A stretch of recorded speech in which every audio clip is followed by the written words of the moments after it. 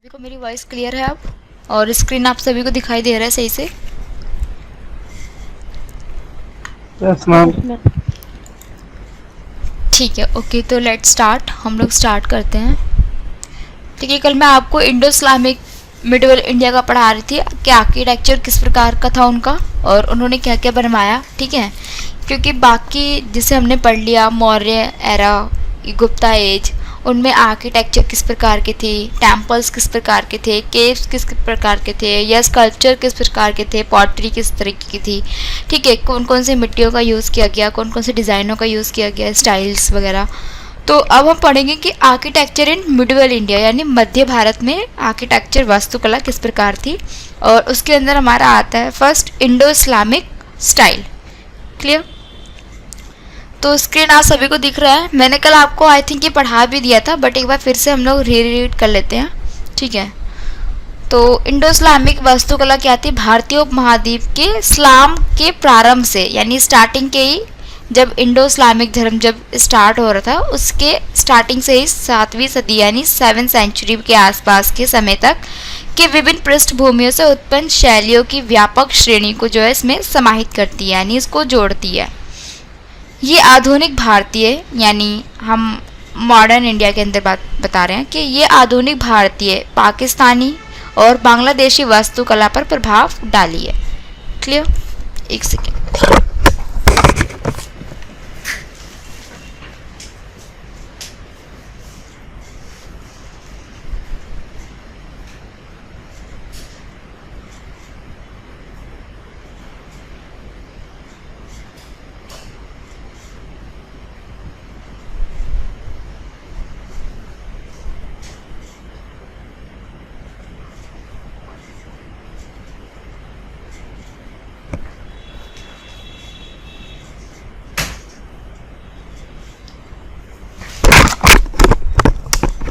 Okay, अब आ रही है वॉइस?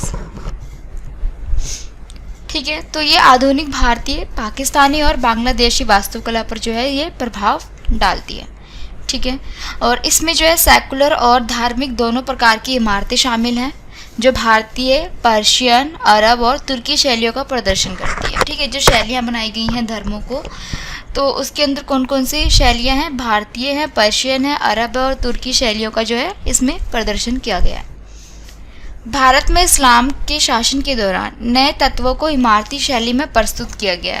इट मीन्स कि जो भारत के इस्लाम शासन के टाइम जब दौरान जो नए तत्व थे उसको जो है इमारतों में प्रयोग किया गया था, जो पहले मंदिर और दुनियावी निर्माण के प्रचलित तकनीकों से विभिन्न थे।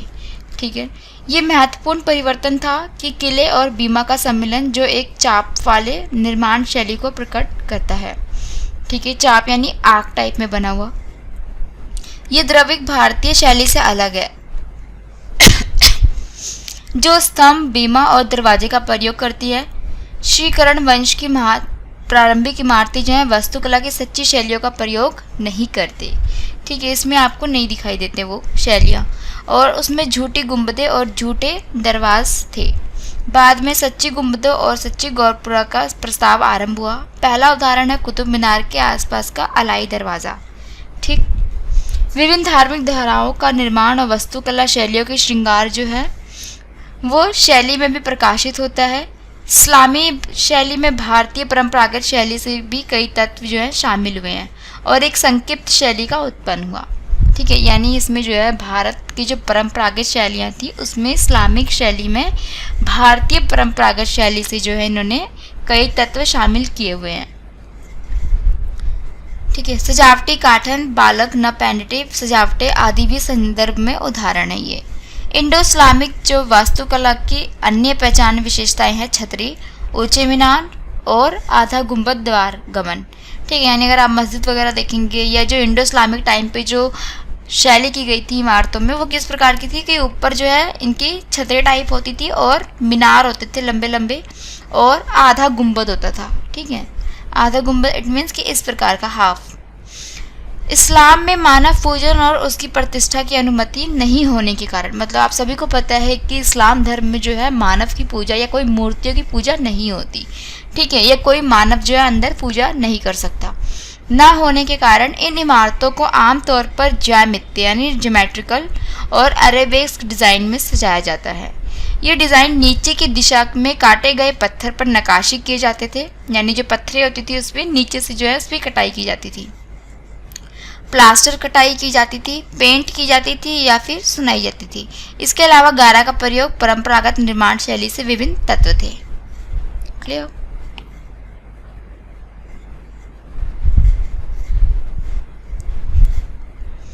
इसके बाद है तजिया वास्तुकला। ठीक है, तजिया वास्तुकला क्या है? तजिया वास्तुकला की एक अन्य विशेषता ये है क्योंकि इसमें क्या होता है, मृतक की दफन की प्रथा को अपनाया जाता है।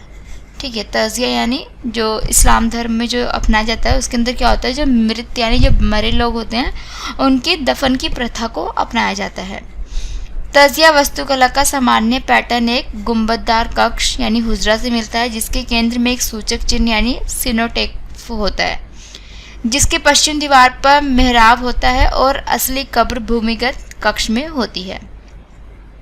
इस सामान्य तजिया वास्तुकला के साथ मुगलों ने उसे एक नई आयाम दिया, यानी एक नया शेप दिया, जिसमें उन्होंने कब्र के चारों ओर बगीचे को प्रस्तुत किया। ठीक है, यानी ऐसे कब्र है और उसके चारों ओर जो है बगीचे लगा दिए गए। मुगल कब्र आमतौर पर एक बड़े बगीचे संरचना के केंद्र में स्थान रखी जाती है, जिसे आमतौर पर वर्गीकरण किया जाता है, जिसे चार बाग के रूप में माना जाता है। मुगल ने इस तरह की स्टाइल में विभिन्न स्तरों पर बड़े बगीचे भी बनाए और चार बाग के पैटर्न पर आवरण भी किया। विद्वानों ने चार बाग बागवानी के चार बाग पैटर्न के विकास की खोज के मुगलों के मूल भूमि काबुल घाटी में किया है, जहां परिदृश्य और भूभाग पर निर्भर करके बगीचे और आवासीय संरचनाएं जो हैं तैयार की जाती थी। मुगल ने इस गर्भगृह के अनुसार शानदार रूप में परिवर्तित किया। मुगलों का ये भी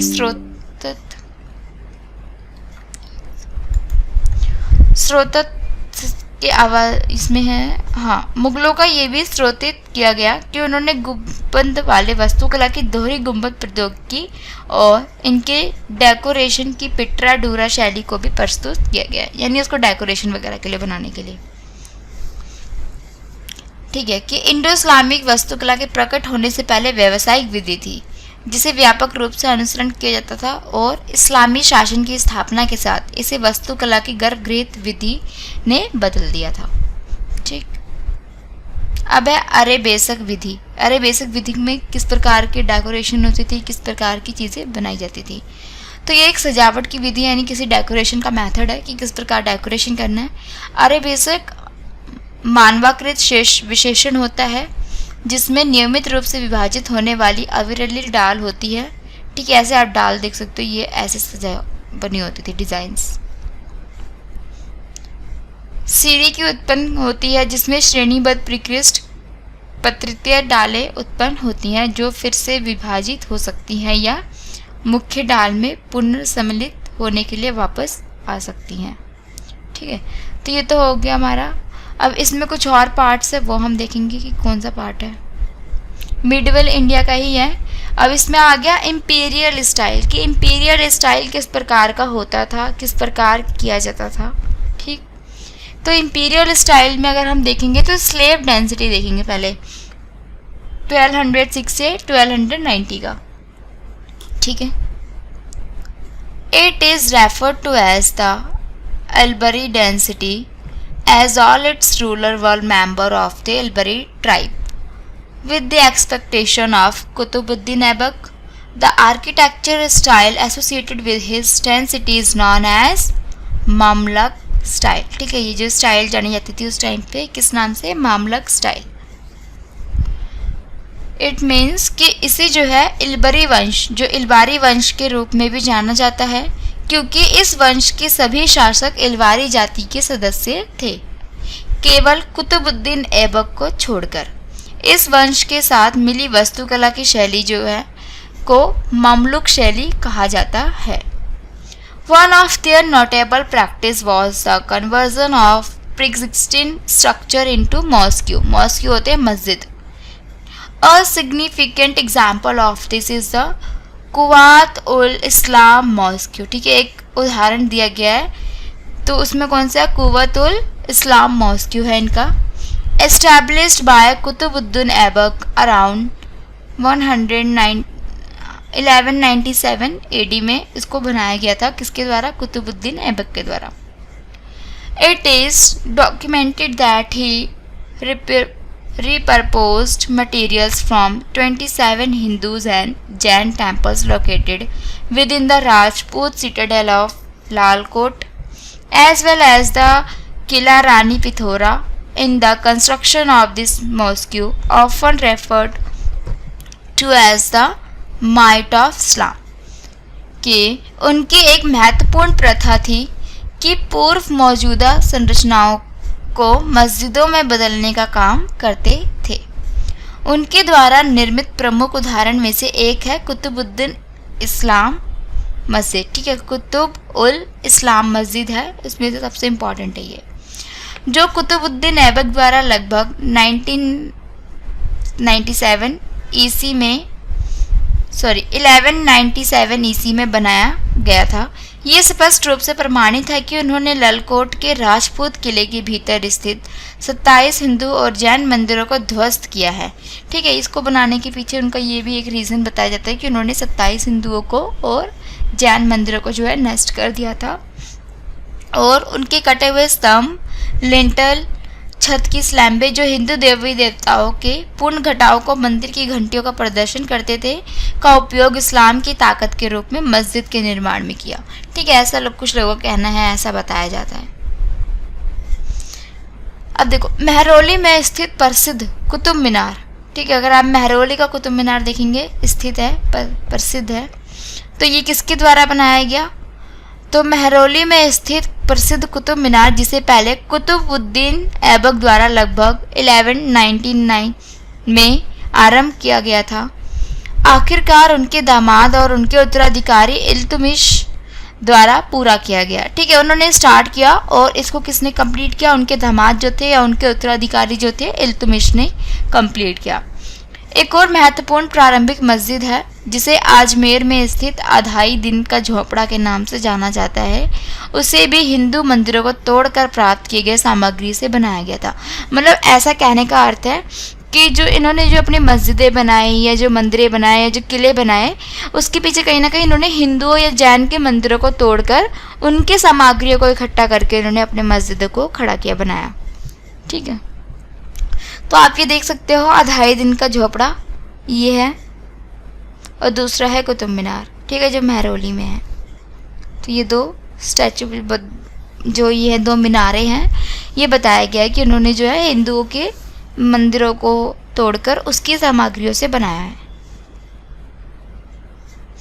अब देखिए हम खिलजी डेंसिटी। ठीक है, खिलजी धरोहर में किस प्रकार का था या खिलजी डेंसिटी में किस प्रकार की थी? ठीक, खिलजी डेंसिटी अगर हम देखें तो the architectural style they pioneered is recognize as the Seljuk style. ठीक है, उसमें कौन सा स्टाइल था? सेल्जुक शैली के रूप में पहचाना जाता था। द अलाई दरवाज़ा was erected under the rule of Alauddin Khilji. ठीक है, यानी जो अलाउद्दीन खिलजी के शासनकाल में अलाई दरवाज़ा का निर्माण किया गया था। Who expanded the colonnades of Quwwatul Islam mosque and incorporated two gateways, जिसके अंदर कुवैतुल इस्लाम मस्जिद की पंक्तियों को बड़ा करके उनमें 2 द्वार बनाए गए थे। Throughout structure commissioned by the Khiljis, यानी खिलजी द्वारा निर्मित, और इस इमारतों में distinct architectural trends emerged, including the portion horse arch, spacious domes, precise arches in sequences, intricate perforated windows, यानी उसके अंदर सुनहरी खोदन वाली मुर्गे के पंखों की तरह एक तीर में बाण, विशाल गुंबद, मकानों में सिंकिज के नीचे छोटे आर्क और बिंदु रेखा से युक्त जो है पड़ोसी खिड़कियां जो है, विशाल लेक बैंड और लाल पत्थर का उपयोग जो है संख्यानात्मक खिलजी वास्तुकला की विशेषताएं, यानी जो खिलजी की जो आर्किटेक्चर स्टाइल था वो किस किस चीज़ों से बनाया गया था, वो इसी चीज़ों से बनाया गया था कि उसमें जो डिज़ाइन था वो विशाल गुंबद था, ठीक है। जो मकानों के स्क्विंच थे उसके नीचे छोटे आग का यूज़ किया गया था, ठीक है। बिंदु रेखा से युक्त पड़ोसी खिड़कियां बनाई गई थी। तो ये इस प्रकार की जो है स्टाइल्स उस टाइम पे बनाए गए थे खिलजी डेंसिटी में। And juxtaposition of red sandstone with marble, और ये किससे बनाए गए थे, शिलालेख बैंड और लाल पत्थर का उपयोग करके। सैंडस्टोन होता है लाल पत्थर, ठीक, जैसे कि लाल किला वगैरह देखेंगे आप या कुतुब मीनार देखेंगे तो वो लाल पत्थर से बने हैं, और अगर आप वो देखेंगे आगरा का ताजमहल तो वो वाइट मार्बल से बना है, सफ़ेद संगमरमर के पत्थर से। These elements define the essence of Khilji architecture. अब ये सारे एलिमेंट्स जो हैं डिफाइन करते हैं कि ये वास्तुकला जो है खिलजी वास्तुकला को परिभाषित करती है। यहाँ पे आप लोग देख सकते हैं, यहाँ पे ये इस टाइप की जो है अलाई का दरवाज़ा आप देख सकते हैं, इस प्रकार का जो है इस टाइम पे बना हुआ था, ठीक है। अलाई दरवाज़ा इस प्रकार के जो है उनके बनाए जाते थे। मोस्टली आप जितने भी किले वगैरह देखेंगे, जितने भी इस्लामिक धर्म ने डेवलप किया, चाहे वो खिलजी डेंसिटी में हो, चाहे वो मुग़लों के राज में हुआ हो, है ना, जितने भी शासन हुए हैं सल्तनत, तो उस टाइम पे जो है इनकी जो आर्किटेक्चर्स होते थे ऊपर से आर्क शेप में ये गुंबद बनाया जाता था, और इनकी ये चीज़ जो होती थी गोल शेप में गुंबद होता था, द्वार। और खिड़कियाँ आप देखोगे तो खिड़कियों में भी जो है ऐसे छिद्र वाले जो है स्टाइल्स बनाए जाते थे खिड़कियों में, मतलब इनका जो डिज़ाइन था। और ये लंबी लंबी मीनार्स बनाते थे, ठीक है। तो आप जितने भी मस्जिद वगैरह देखेंगे वो इसी स्टाइल में आपको देखने को मिलते हैं। और ये लाल पत्थर है, सैंडस्टोन बोलते हैं इसको, लाल पत्थर, ठीक। अब हम देखेंगे तुगलक्स में कैसा आर्किटेक्चर था।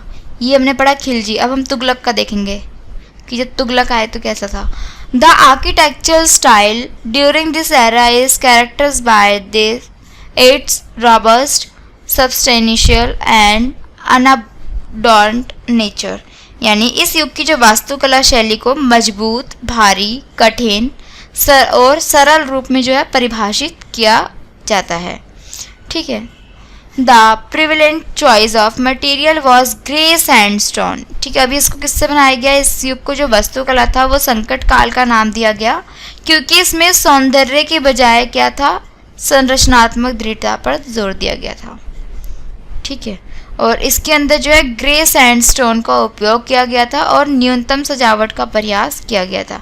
With minimals ornamental elements this phase on the moniker of the architecture crisis period, ठीक है, यानी वास्तुकला का संकट काल। Due to its emphasis of structural solidity over aesthetic elegance, consequently they introduced the concept of slanting walls। जो slanting walls थे वो known as the बट्टर के नाम से जाने जाते थे, which harmonized the principle of arcs and lintels, यानी इस युग की जो वास्तुकला का नाम दिया गया था उसमें क्या था कि इसके परिणाम स्वरूप उन्हें बट्टर का नाम के रूप में झुकी हुई दीवारों का अवगत किया, जिससे वाणिज्य यानी ट्रेड्स और दार्शनिक कामकाज के सिद्धांतों का मिलान किया जाए। Elements of Hindu attributed construction persisted to some extent. Artificial arches were integrated and the dome was notably inspired by influence from Syria and Byzantine traders, यानी कि किसी हद तक हिंदू ट्रिब्यूटेड निर्माण तंत्र जो था वो अब भी प्रयुक्त था। नकली वृत्ताकार और गुंबद विशेष रूप से सीरिया और बंजटीन परिप्रेक्ष्य से प्रेरित थे, ठीक है, यानी जो सीरिया के और बंजटीन जो थे वहाँ से जो है इसको परिप्रेक्ष्य से जो है प्रेरित किया गया था। अब सैयद पीरियड में किस प्रकार का आर्किटेक्चर था, तो the Sayyid period was too short to evolve elaborate buildings, यानी इसमें काफ़ी छोटी बिल्डिंग्स जो है बनाई गई थी। But the octagonal tombs of the time possess a distinct architectural character. Means कि सैयद काल की बड़ी विशेषता ये थी कि इमारतों का जो विकास होने के लिए बहुत सी अल्प समय था, मतलब बहुत कम समय था उस टाइम पे। लेकिन उस समय की जो इमारतें थी, चाहे चबूतरे थी, वो कैसी थी? 8 कोणी चबूतरे वाली कब्र एक विशिष्ट वस्तुकला जो है धरण चरित्र को जो है धारण करती हैं, यानी उसको ऑक्टागोनल शेप में जो है बनाया गया था चबूतरों को।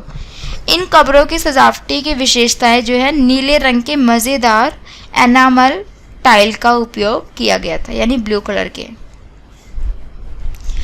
The lotus motive crown the Tom and free use to guldastas considerably influenced the style of subsequent period, यानी कब्र को अविवाहित गुलदस्तों का प्रयोग करने और उसे शिखरीय आकृति में अंकित करने का तत्व जो पाश्चात्य काल की शैली को जो है बहुत प्रभावित करता है।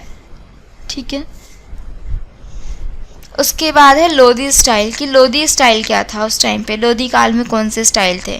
तो during the Lodi period there are indication of certain level of creativity and a bold variety in design. The embellishment with enamel tiles, enamel यानी वो ब्लू कलर के जो टाइल्स थे, tended to be more opulent and luxurious, और ये काफ़ी जो है जो इनके डिज़ाइंस थे वो काफ़ी लग्जीरियस थे। ठीक है, तो लोधी काल में कुछ कल्पना और डिज़ाइन के साहसी विविधता की सूचना होती है। एनामल टाइल जो है सजावट धनी और अधिक व्यायामी होती थी। इस युग की जो कब्र वास्तुकला थी वो 2 प्रकार की थी। ठीक है, the Tom architecture of this era can be categorised into 2 types. कौन कौन से? Although both figure granite walls, एक वो जो तो तभी दोनों में ग्रेनाइट की दीवारें होती हैं। ठीक है, ये जो 2 प्रकार की जो कब्र बताई गई हैं वास्तुकला का, उसमें दोनों में ही ग्रेनाइट की दीवारें होती थी। एक डिज़ाइन में जो था 8 कोणीय था, यानी ऑक्टागोनल था, जिसमें एक वरंदा होती है। दूसरी डिज़ाइन में वरंदा नहीं होती, एक विशाल और थोड़ी सी सजावट जो है गुरबग्गा वाली बगीचे कब्रों को घेरती है। उस टाइम के नाम है, उस टाइम की चीज़ें थी। यानी one design is octagonal with the वृंदा। ठीक है, ऑक्टागोनल के साथ क्या था? वृंदा थे उसमें। while the other, वहीं दूसरी और क्या था? स्क्वायर इन प्लेन। ठीक है, प्लेन स्क्वायर में बनाया गया। लैकिंग अ वृंदा, यानी वृंदा की कमी थी उसमें। The tombs are encompassed by spacious and somewhat ornamental walled great gardens। ठीक है, ऑर्नामेंटल वॉल्स जो थे दीवारें थी, सजावटी दीवारें थी जो कि गार्डन में बनाए गए थे। Which lend an air of elegance to the entire assembly. ठीक है, Sikandar Lodi establish the city of Agra and made its this capital. ठीक है, जो सिकंदर लोधी थे उन्होंने ही जो है आगरा शहर को जो है स्टैबल किया और उसे अपनी राजधानी बनाई थी उन्होंने। ठीक है, देखो यहाँ पे लिखा है जिससे पूरे विशेषांक का विशिष्ट मिलता है। सिकंदर लोधी ने आगरा शहर की स्थापना की और इसे अपनी राजधानी बनाया। उन्होंने कुतुब मीनार की मरम्मत भी की। ठीक, अब है प्रोविंशियल स्टाइल। कि प्रोविंशियल स्टाइल क्या होता है, तो ये हम देखेंगे बंगाल स्कूल ऑफ आर्किटेक्चर। ठीक है, बंगाल स्कूल ऑफ आर्किटेक्चर में क्या था? The Islamic arc. ठीक है, एक तो इस्लामिक आर्क का यूज़ किया गया था और इसमें अधूमा मस्जिद आप देख सकते हो कि इसमें किस प्रकार का जो है डिज़ाइन किया गया है। Electoral landmarks found in Bengal bear a resemblance to similar structure elsewhere in terms of their layouts and designs. ठीक है, however their distinctions emerge from the use of unique building materials and the incorporation of local tradition into intricate detailing.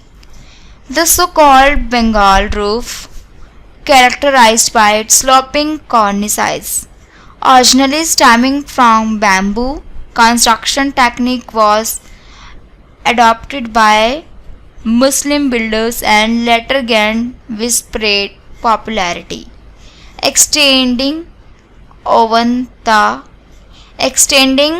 even to the other regions. It means कि बंगाल की जो इस्लामी स्मारक योजना और design की प्रति जो था दूसरी जगहों की समकक्ष इमारतों से जो है बहुत डिफरेंट नहीं है, लेकिन स्थायी परंपराओं से प्रेरित विवरण के अनुसार एक विभिन्न चित्र का उपयोग करने और एक विभिन्न निर्माण सामग्री का उपयोग करने से वे काफ़ी अलग दिखते हैं। क्लियर? सुचित्रित छतों के साथ बंगाल के कहलाने वाले, ठीक है, वहाँ के जो बंगाल के जो सुचित्रित छतों के साथ जो है कहलाने वाले